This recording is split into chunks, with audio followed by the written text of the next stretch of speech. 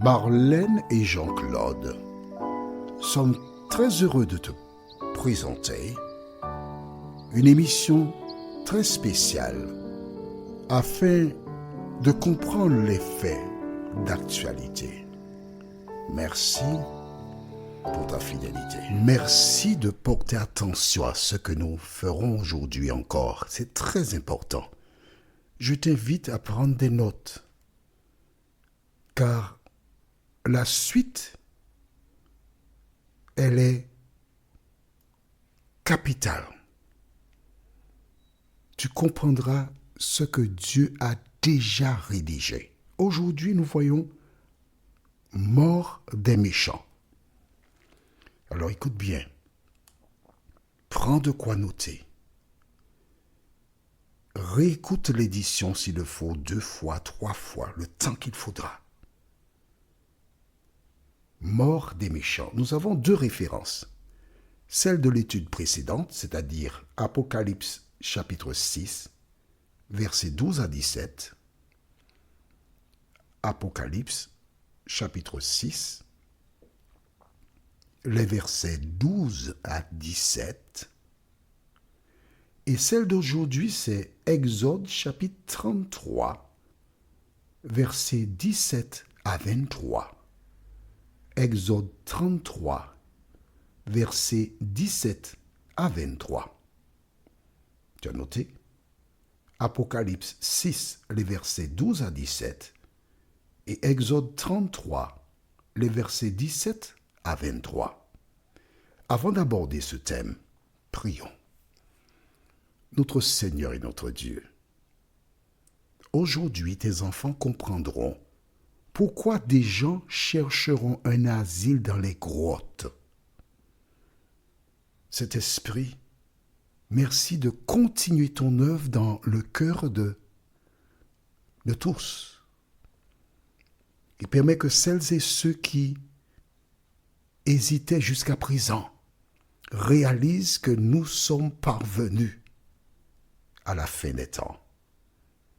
Dès nous éclairer, nous t'en prions, au nom de Jésus et pour ta gloire éternelle. Amen. Tu as vu? Lisons du moins. On va lire et ensuite je vais t'expliquer. D'accord? On va dans Apocalypse chapitre 6, versets 12 à 17. Je regardai quand l'agneau ouvrit le 6e sceau.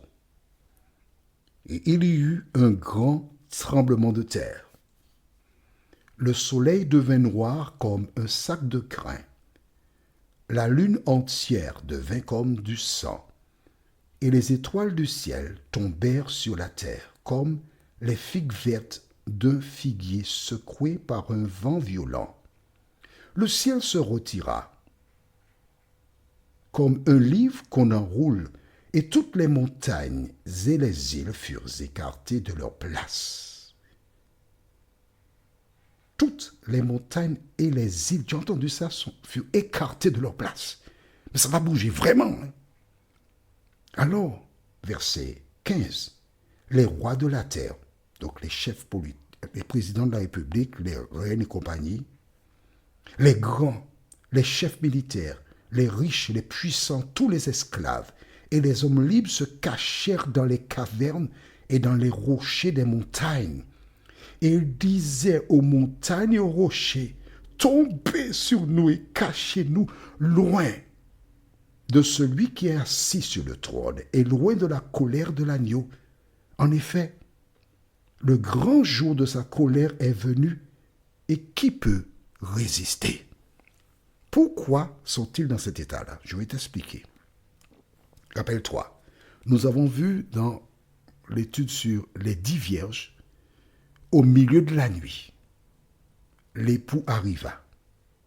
Cela veut dire que les gens iront dormir comme d'habitude. J'ai l'avantage, tu sais, parce que je vais au lit avant 20 heures, parce que je dors tôt.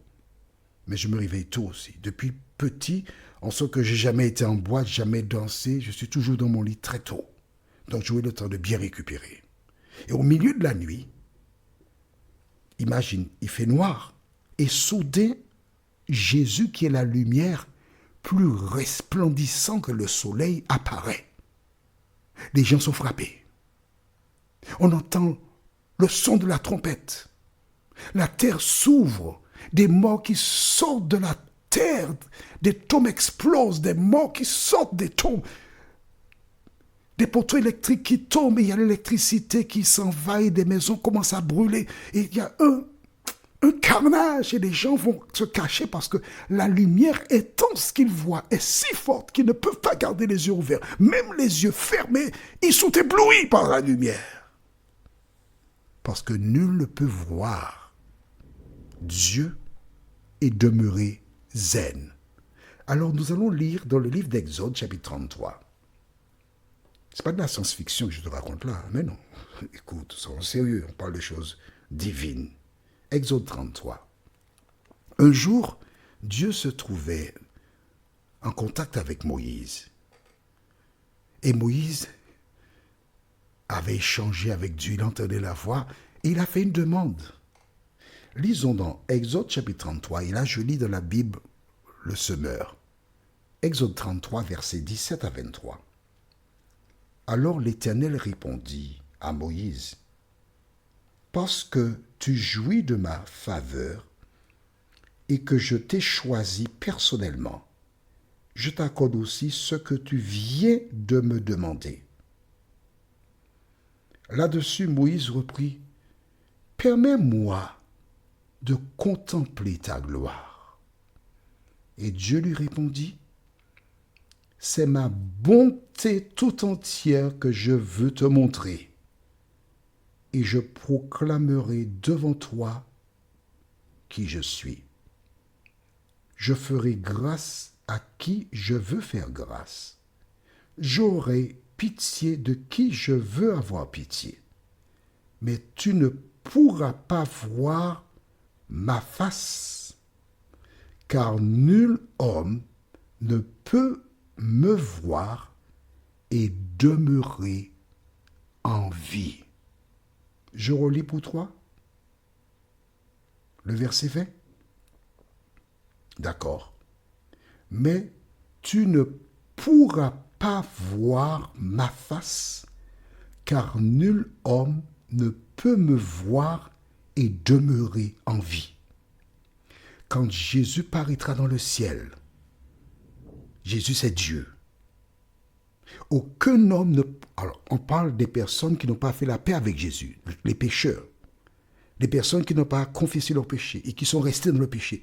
Nul homme ne peut me voir et vivre. C'est-à-dire que quand Jésus paraît, ils vont courir se cacher. Mais même cachés, la puissance de Dieu terrassera ces personnes et tous ceux qui n'ont pas fait la paix avec Jésus seront terrassés. Ils seront tués. Ils seront morts. Est-ce que ça c'est clair pour toi?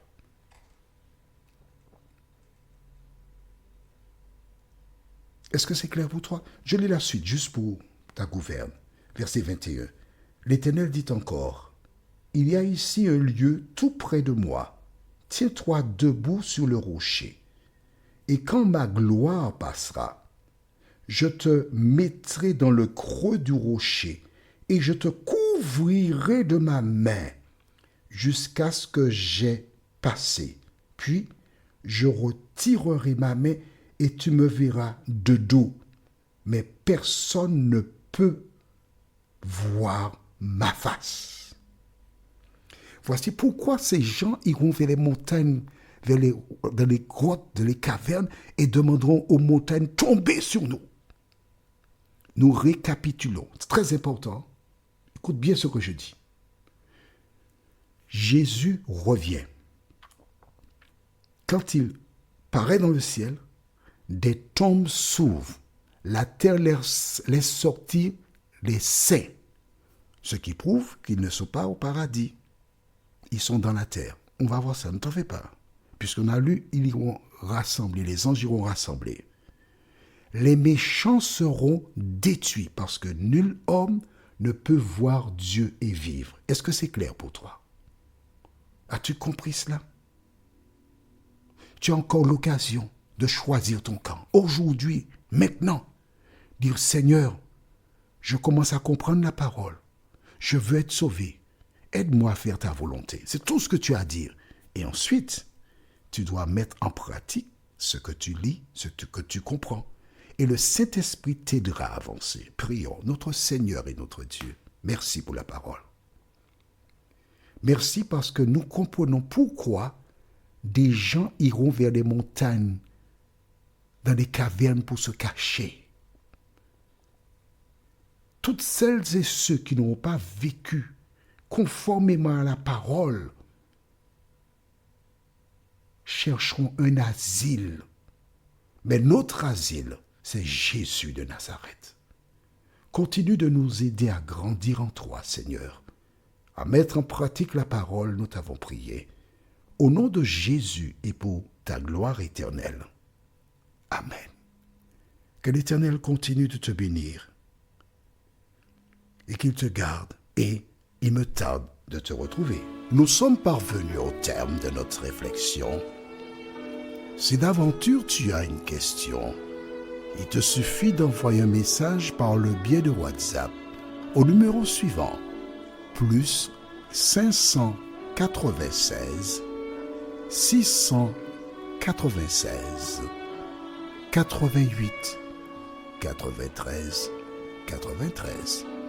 Et alors Jean-Claude, moi, je me ferai un réel plaisir de répondre à ta question.